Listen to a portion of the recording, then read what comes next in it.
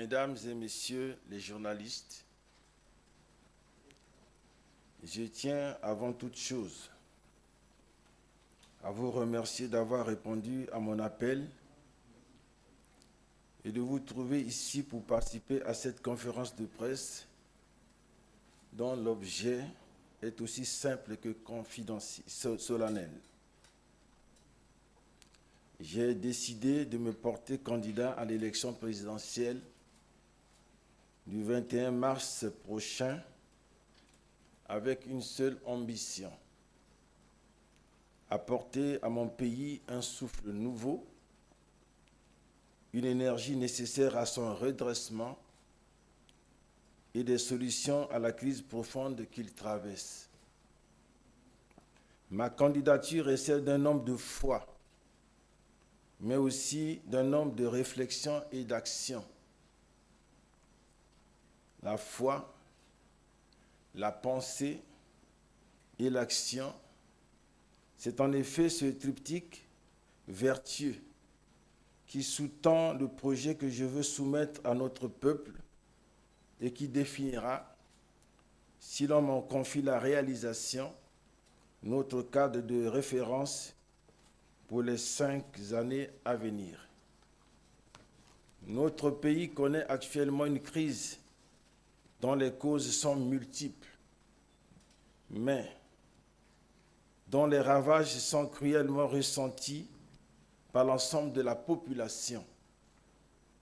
C'est à la fois une crise morale, sociale, économique et politique que nous avons à affronter avec courage pour la surmonter dans la dignité.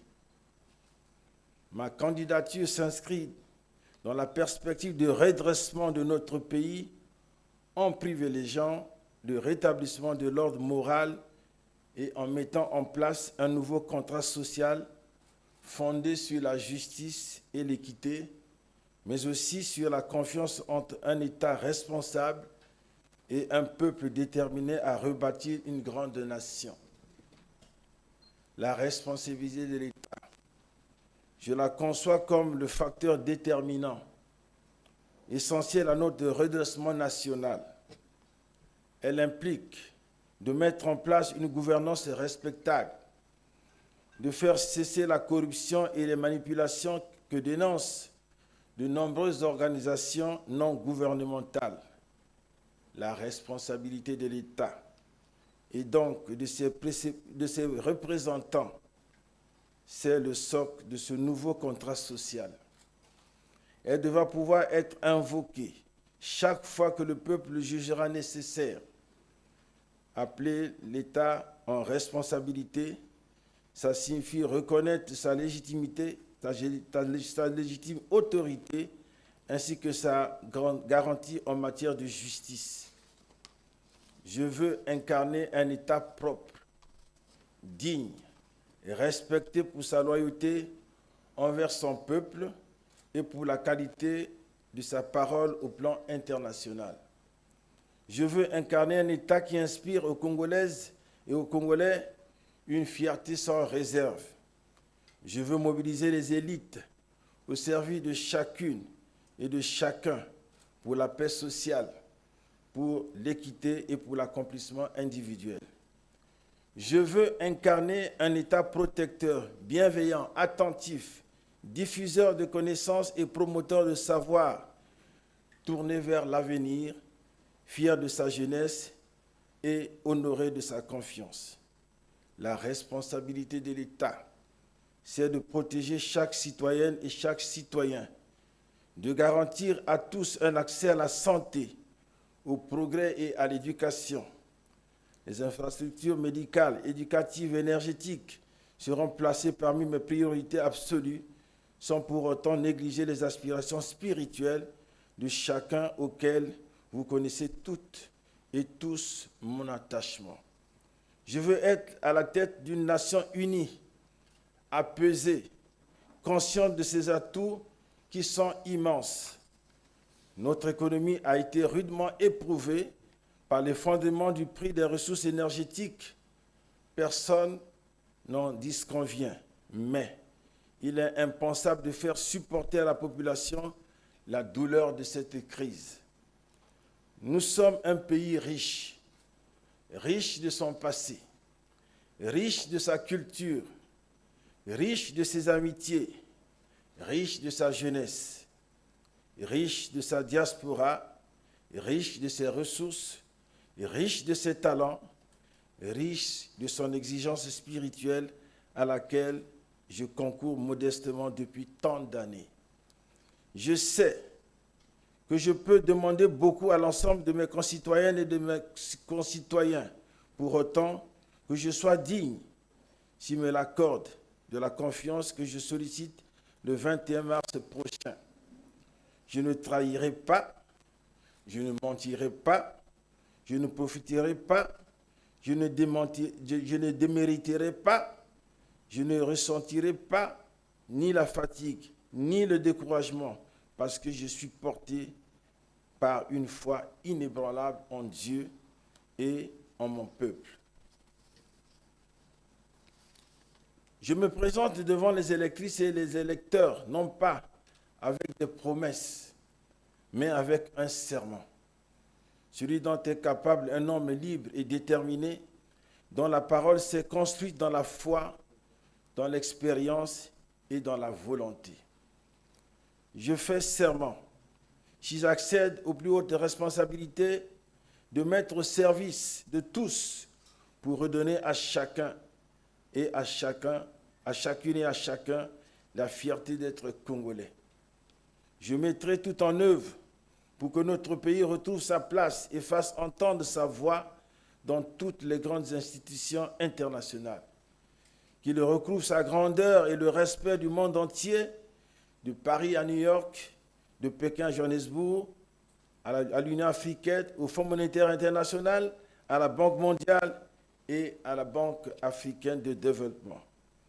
Nous devons être écoutés, entendus et respectés par nos frères africains, comme par nos amis et alliés européens, américains et asiatiques. Le respect s'obtient par la dignité et par l'exemplarité. L'État, comme le peuple, est tenu à cette double exigence. Notre dignité s'est forgée dans l'histoire et nul n'est autorisé à la remettre en question. Ce n'est ni un hasard, ni un caprice de l'histoire si la France libre est née ici, à Brazzaville, et si la France nous en garde une éternelle reconnaissance. Nous avons en revanche rempli avec l'exemplarité et notre effort commun doit porter sur ce thème. Sommes-nous un exemple de gouvernance? Non. Je m'attellerai donc à ce que nous le devenions et à ce que nous le demeurions. Sommes-nous un exemple d'équité dans nos pratiques sociales, commerciales et politiques? Non. Je m'appliquerai donc à ce que nous mettions en place des standards vertueux dans nos échanges internationaux, dans nos relations sociales, dans le fonctionnement de nos institutions. C'est à ce prix que nous accéderons naturellement à un leadership dans la sous-région et que nous pourrons restaurer légitimement le prestige de notre nation. Concourir à la paix intérieure et régionale doit faire partie de notre ambition première. Nous n'avons que trop connu les conflits internes et les affrontements à nos frontières. Un soldat peut-il être pacifiste? Je réponds oui, sans hésiter, car même si je sais que quand elles sont tenues par de vrais soldats, par des hommes valeureux, par des hommes de foi, les armes ne servent qu'à rétablir la paix. Et je prie chaque jour pour que nous n'ayons plus jamais à en faire usage. Notre pays et notre continent tout entier a besoin de paix et de sérénité. Faire face à la crise sanitaire qui nous afflige et à d'autres qui sont susceptibles de survenir suffit à solliciter notre courage et notre dévotion.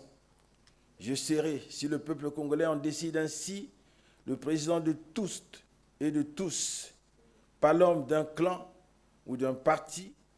Tous nos atouts seront mobilisés et je ferai rayonner ce pays que j'aime par l'innovation, par le développement, par le sport, à qui ma famille doit tant et à qui nous avons tant donné. Et par notre implication dans la recherche des solutions aux grands défis de la modernité, le réchauffement climatique, la déforestation, la lutte contre le terrorisme, la mise à niveau des infrastructures. Ma candidature, mesdames et messieurs, n'est pas le fruit d'un calcul politicien. C'est la réponse à un appel que je ressens au plus profond de moi-même et auquel je ne puis me dérober. Comme beaucoup d'entre vous le savent certainement, j'ai eu à connaître la violence et la douleur des blessures. Mais le souvenir des souffrances passées ne contrarie en rien mon élan patriotique. Je suis, grâce à Dieu, encore suffisamment robuste pour rendre à mon pays tout ce qu'il m'a donné et je ne demande pour le faire que la confiance des Congolais, des Congolaises et des Congolais. Le 21 mars prochain, je souhaite que les urnes rendent un verdict qui condamne les pratiques du passé et qui exige le redressement dont notre pays a besoin et auquel il a droit. Redressement moral, redressement social, redressement économique et politique. La mission est compliquée. Le défi est immense, mais je suis prêt à relever le défi avec l'aide de Dieu et avec la force et l'intelligence de tout le peuple congolais. Je vous remercie de votre bienveillante attention et je suis prêt à répondre à toutes vos questions.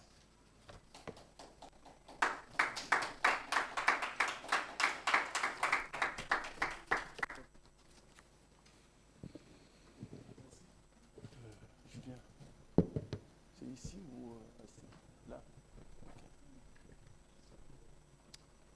Nous allons tous le suivre donc l'exposé liminaire de la pensée.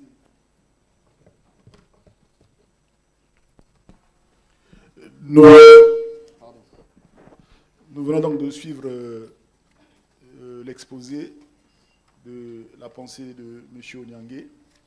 Et comme il a été dit dans la conclusion, M. Onyangué est prêt à répondre à vos questions. Je demanderai à tous ceux qui veulent intervenir de lever la main et une fois que vous avez le micro, vous présentez votre organe et vous posez votre question de la manière la plus succincte qui soit. Je vous en prie.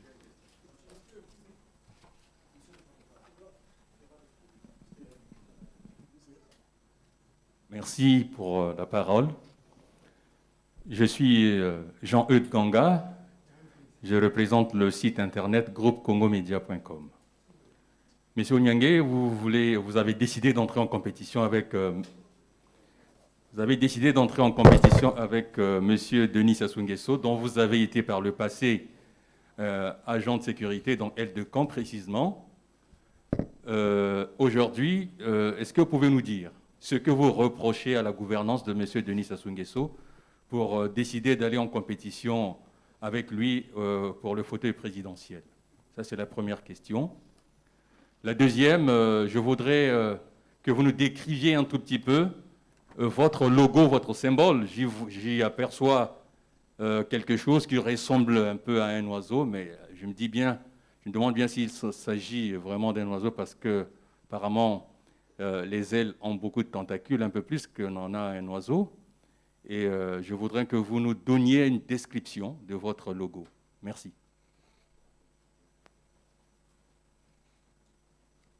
Bien, merci pour vos questions.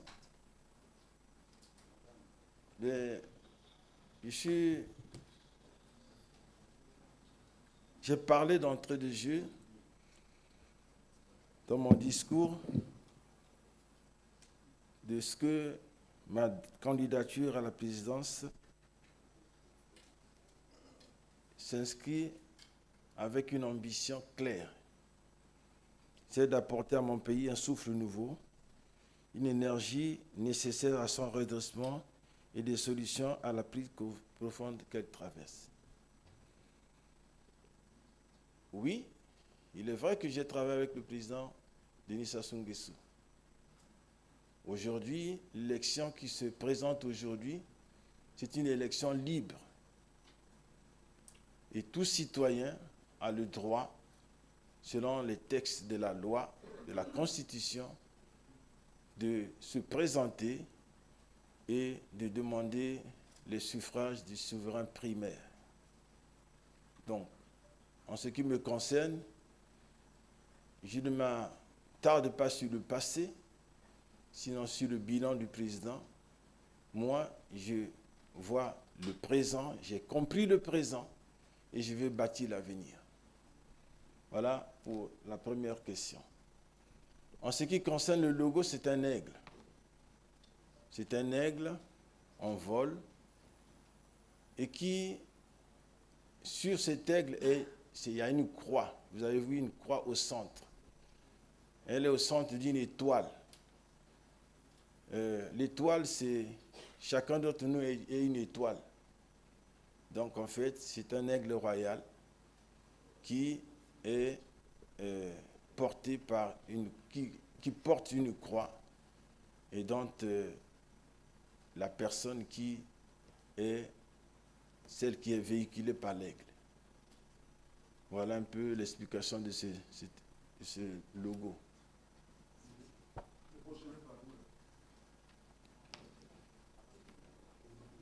Merci, Monsieur Albert Onyangue.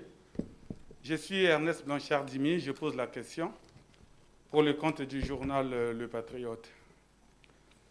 Monsieur Onyangue, j'étais élève cette année où, revenant du lycée Lumumba vers l'actuel DGST, et on nous avait empêché de passer par là. Il s'avère qu'il y avait un attentat par là, quelqu'un a été assassiné, c'était le garde de corps de Denis Sassou Nguesso, l'ancien président. Par la suite, on vous avait suivi sur le lit d'un hôpital à Brazzaville, vous adressez aux Congolais. Aujourd'hui, vous vous portez candidat alors que vous êtes pasteur évangéliste. À 2 mois, un peu moins d'ailleurs, de l'élection, est-ce vraiment à un appel des Congolais que vous répondez ou bien c'est à un appel de Dieu? On se demanderait, qu'attendiez-vous depuis ce temps? Et aurez-vous aussi le temps matériel de convaincre les Congolais à travers tous les pays, avec le peu de temps qui reste? Je vous remercie. Merci beaucoup pour votre question. Vous avez bien fait de rappeler cet épisode sombre de ma vie qui s'est passé le 25 décembre 1993, au moment où tout le peuple congolais fêtait dans la joie la fête dite de la Nativité, la Noël. Une occasion qui est offerte à toutes les familles, d'offrir des cadeaux, de fêter avec joie avec la famille. Et c'est ce jour-là que la violence politique s'est exprimée à mon endroit. C'était une descente aux enfers. Et vous savez, quand je lis ma vie, j'ai eu 3 étapes.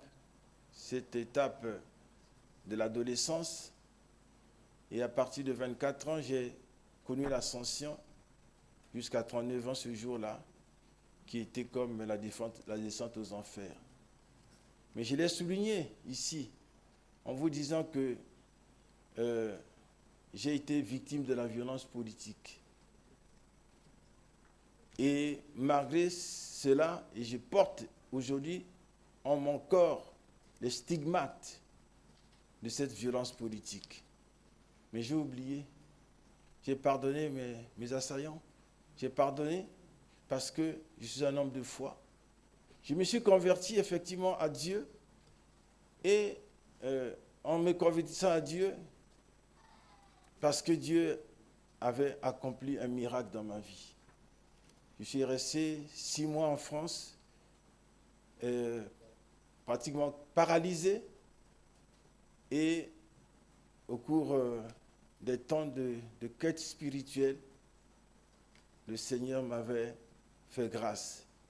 Et ma foi avait donc triomphé et fait en sorte qu'aujourd'hui je marche devant vous. Je ne voudrais pas vous parler des Écritures, mais voilà, c'est la foi qui m'a permis de me sortir de cela. Et quand je me suis sorti de cela, et j'ai été reconnaissant à mon Dieu. Parce que, vous voyez, j'étais bien portant. Je me suis retrouvé tout d'un coup paralysé.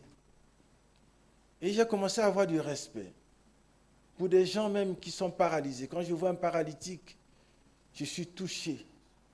Parce que qu'est-ce qu'il a mérité de plus que toi et moi, que vous et moi? Qu'est-ce qu'il a mérité de plus pour être paralysé? Et rien. Nous sommes tous des créatures. C'est Dieu qui nous a créés. Voyez, donc j'ai commencé, regardez comment la barbarie politique a voulu faire de moi quelqu'un de paralysé toute ma vie. Je me souviens encore de mon défunt frère, le docteur Mbéré, qui était venu me voir à l'hôpital. Quand il a lu le diagnostic, il a regardé, il est allé se cacher dans la salle d'eau pour pleurer. Il ne comprenait pas ce qui m'arrivait. Voyez? Et donc, en tant que pasteur, j'ai commencé à comprendre la société. J'ai commencé, hier peut-être, je regardais la société de haut, mais une fois descendu, j'ai un regard transversal. J'ai voyagé. Je suis allé, j'ai parcouru toute cette nation. En 2012, je suis parti de Pointe-Noire jusqu'aux confins du pays avec une équipe de 12 personnes, 11 hommes et une seule femme. Le Seigneur m'avait permis de voir la cartographie spirituelle du pays, de comprendre la condition humaine. Et je partais avec un message de réconciliation que Dieu m'avait donné. Va dire au Congo, va parler au Congo. Je veux me réconcilier avec eux. Je veux me réconcilier avec le Congo. Je veux me réconcilier avec l'âme du Congo. Et c'est riche de cette expérience qu'aujourd'hui, je puis voir autrement, envisager autrement la vie des citoyens. J'ai été, quand il y a eu la déflagration du 4 mars, j'étais arrivé à Ngo, mais je suis revenu pour pouvoir participer un peu à cette désolation. Et je suis allé dans les hôpitaux très tôt, le soir, pour prier pour les malades, à l'hôpital militaire, à Makelekele. J'ai commencé à vivre, voir comment les gens gisaient dans le sang, sans aide. Vous voyez, c'est tout ça qui a permis qu'aujourd'hui, avec ce regard transversal, j'ai pu comprendre qu'il y a un défi à relever pour la nation. Voilà ce que je voulais vous dire également. Mais, comme je l'ai dit, il y a quelque chose qui me presse. Mais c'est un mandat divin. C'est un mandat divin. Et cela me presse pour pouvoir apporter des solutions avec l'aide de Dieu, comme je vous l'ai dit, pour que ce pays retrouve son honneur et sa dignité.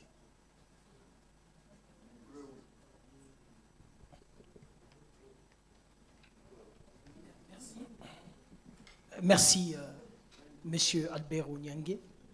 Je suis Chrysostome Fouque-Zonzeka pour le compte du journal L'Horizon africain. Je vous ai suivi, votre discours de candidature et les premières réponses que vous donnez à mes collègues, mais juste une petite question. Parce que je crois savoir que vous avez eu la pensée de Dieu, vous avez été convaincu par celui que vous servez, qui est votre Seigneur, votre Maître. S'il arrivait d'échouer à cette élection, qu'allez-vous dire? Que Dieu a trompé? Que Dieu n'est pas bon?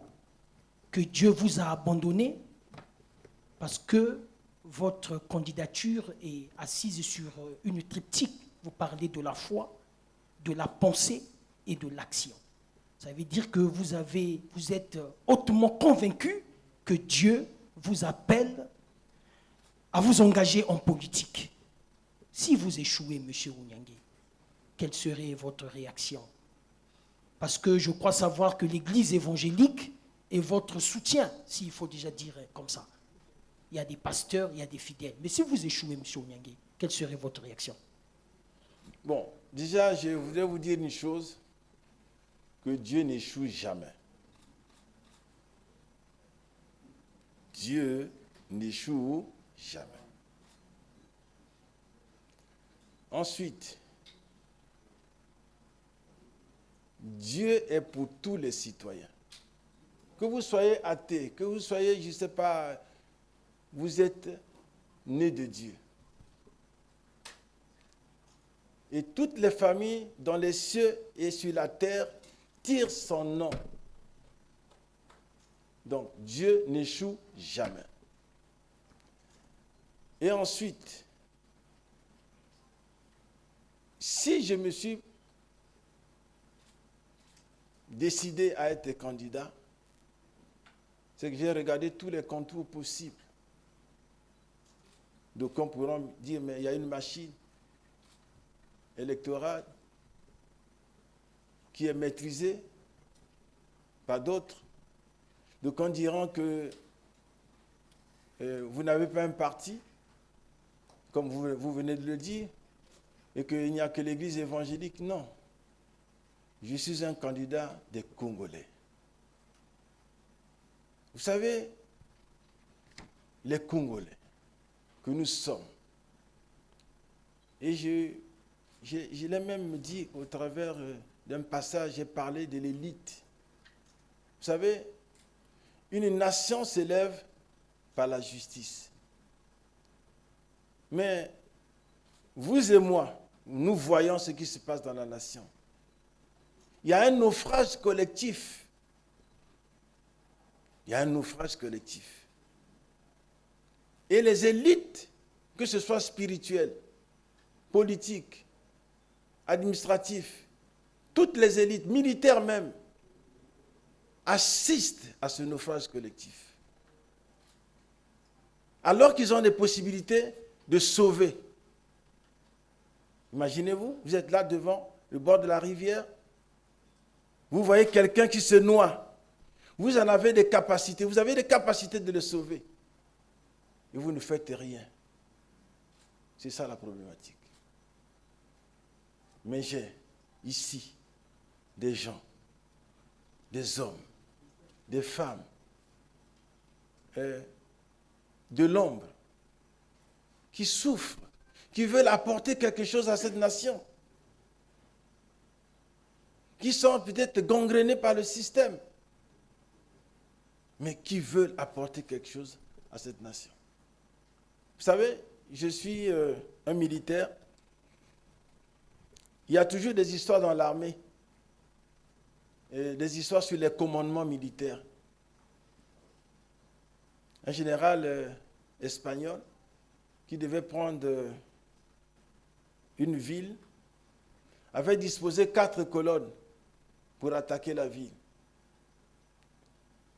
Et on lui dit, mais c'est impossible que tu puisses gagner. Tu n'as que 4 colonnes. Et la ville est fortifiée. Tu comptes sur quoi? Il m'a dit, mais j'ai une 5e colonne. On lui dit, tu as une 5e colonne? Il dit, oui. J'ai une 5e colonne. Mais elle est où cette 5e colonne? Il dit, mais vous ne la voyez pas? Elle a déjà été, elle est déjà dans la ville. Elle est déjà dans la ville. Donc, dans ce pays, il y a une 5e colonne. Il y a une 5e colonne. Des gens qui souffrent dans leur chair, qui veulent apporter quelque chose à la nation, qui ont une proposition à faire pour la nation. Il y en a, à tous les bords, des jeunes, des femmes, des vieux, même de ceux qui sont à la retraite. Ils ont encore à apporter quelque chose pour cette nation. Il y a encore une 5e colonne qui existe, mais que vous ne voyez pas, que vos yeux ne voient pas, mais que je vois. Voilà ce que je veux vous dire.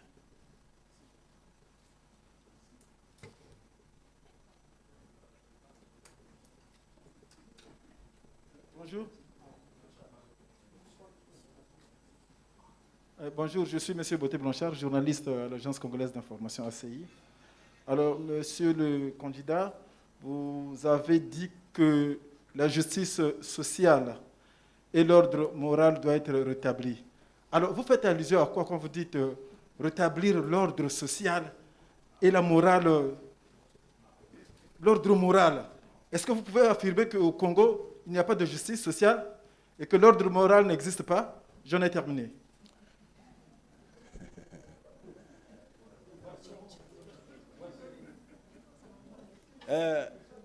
Merci beaucoup. Tout à l'heure, j'ai achevé mon propos en disant vous avez des yeux pour voir, mais vous ne voyez pas. Mais je vois ce que vous ne voyez pas, peut-être. Qu'est-ce que je veux dire? Je commence par la morale. Nous sommes tous témoins de ce qui se passe dans cette nation. Mais vous refusez de voir ce qui se passe dans cette nation. Vous refusez. Ce n'est pas que vous ne voyez pas, mais vous voyez, mais vous refusez. Et il y a un auteur, c'est Aliou Ba, qui a dit ceci, je le cite. « Une société sans morale ne peut engendrer que de mauvais décideurs. Une société sans morale ne peut engendrer que de mauvais décideurs. » Il faut moraliser la société, mon frère. Il faut moraliser la société. La vérité trébuche sur la place publique. Vous et moi, nous voyons ce qui se passe. On espère le droit, mais c'est plutôt autre chose quand on assiste à autre chose. On assiste au mensonge. On assiste à des manipulations de conscience. Vous et moi, nous sommes témoins. Nous sommes dans cette nation. Nous voyons ces choses. Et personne n'est interpellé. C'est pour ça que j'ai dit que nous assistons tous à un naufrage collectif. Les exemples, vous les avez au quotidien. Vous les avez au quotidien. Baladez les microbes dans les quartiers, peut-être, vous les avez au quotidien. Donc, je n'ai pas à vous ouvrir encore les yeux, mais vous les avez au quotidien, mais vous voulez refuser de voir. Voilà.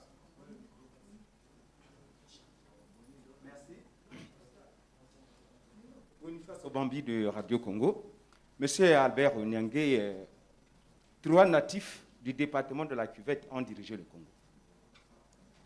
Et en dépit de ce passage, ou de ces passages de ces élites du département de la Cuvette, le pays s'enlise tel que vous venez de le dire, que c'est un pays bipolarisé avec d'un côté une minorité riche et de l'autre une majorité très, très, très pauvre. Et alors, le problème ici n'est pas le fait que vous soyez natif de la Cuvette, mais est-ce qu'on ne peut pas craindre qu'une fois élu et que vous travaillez avec les mêmes personnes à l'origine des mots dont vous décriez aujourd'hui? C'est ça ma question.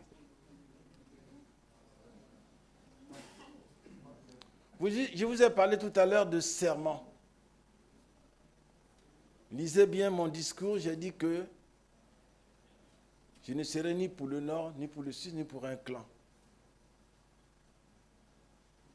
Vous savez, je vais vous dire une chose.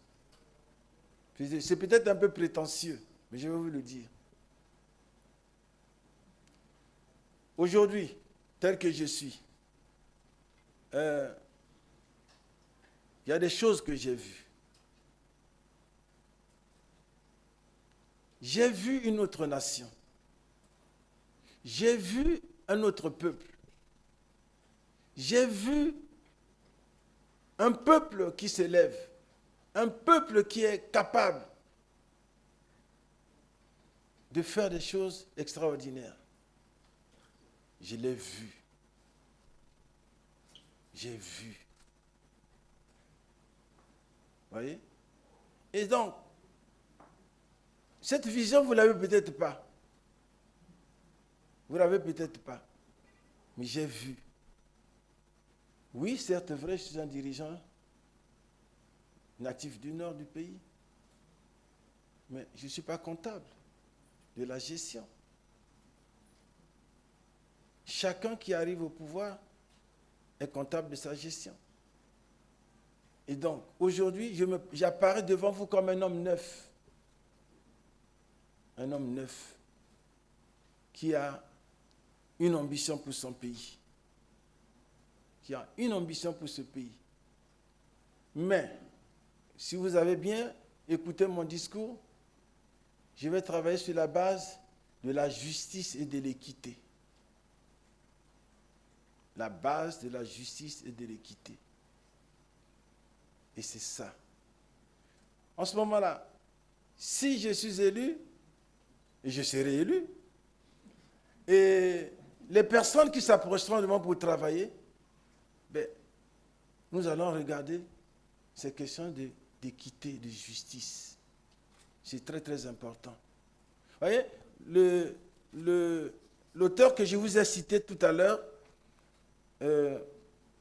Aliouba disait ceci.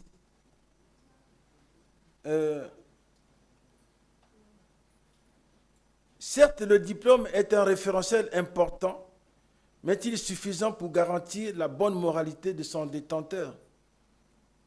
Celui qui ne pratique pas un monde de vie collective et solidaire, quitte à fonder un foyer, éduquer des enfants, porter des valeurs sociales et culturelles traditionnelles endogènes, la sagesse, le respect, l'humilité, la dignité, l'honneur, peut-il conduire les destinées d'un peuple en privilégiant le vivre ensemble et le bien-être collectif?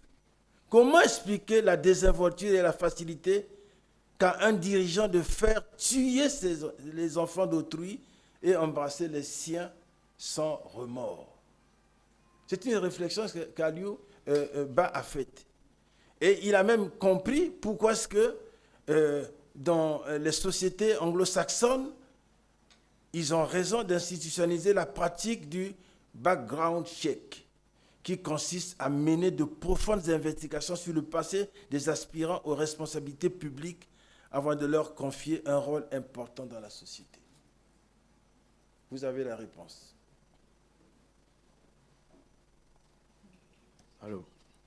Monsieur le candidat Albert Onyangue, je me présente, je suis Loïcia Martial, correspondant pour RFI et puis l'AFP, l'agence France Presse. Juste une question, je reviens dessus parce que je n'ai pas trouvé satisfaction dans vos réponses. Je reformule une question qui a été posée par un de mes prédécesseurs ici au micro.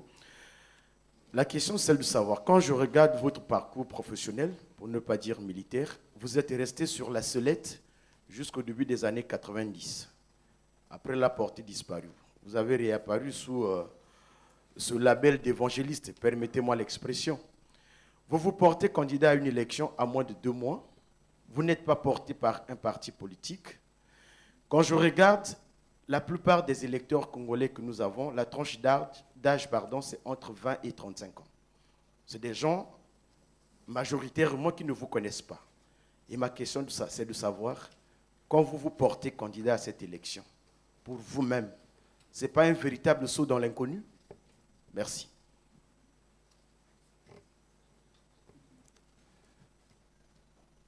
Oui, d'apparence, c'est un saut dans l'inconnu. Mais c'est ça le domaine de la foi. La foi, c'est une assurance des choses qu'on espère, mais une démonstration des choses qu'on ne voit pas. C'est ça la foi. Je ne veux pas, vous voyez, vous avez une réalité qui est la vôtre. La vôtre, c'est quoi? La réalité ambiante, vivante. Mais moi, je vois autre chose. Vous voyez, je vous ai dit dans mon discours que je vais avec la foi. La foi a un Dieu vivant. Et ce Dieu-là ne me décevra jamais.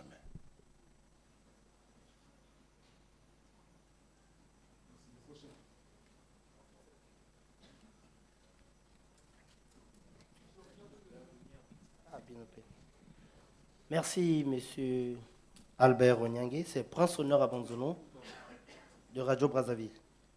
Dans votre mot liminaire, j'ai retenu une phrase qui a attiré mon attention. Précisément, ma candidature n'est pas le fruit d'un calcul politique. Je crois que je l'ai écrit comme vous l'avez lu. Qu'est-ce que vous voulez dire par là, le fruit d'un calcul politique? Et j'ajouterai une deuxième, qui est derrière vous.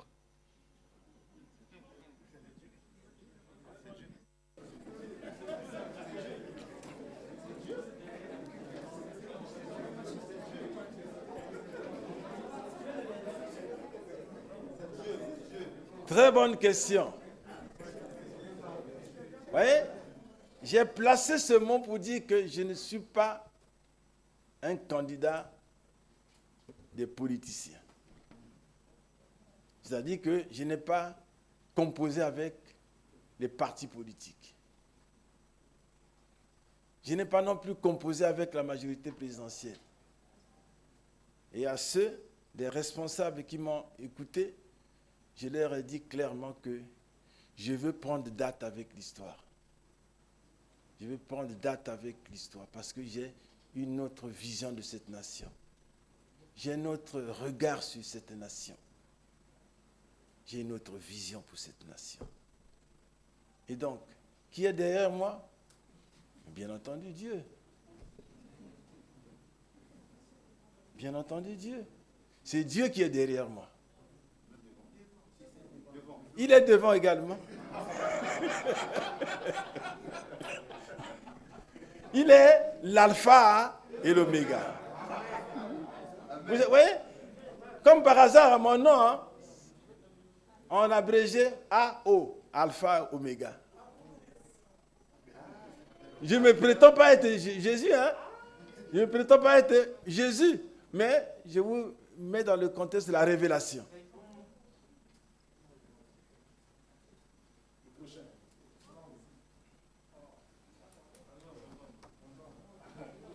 On a fini.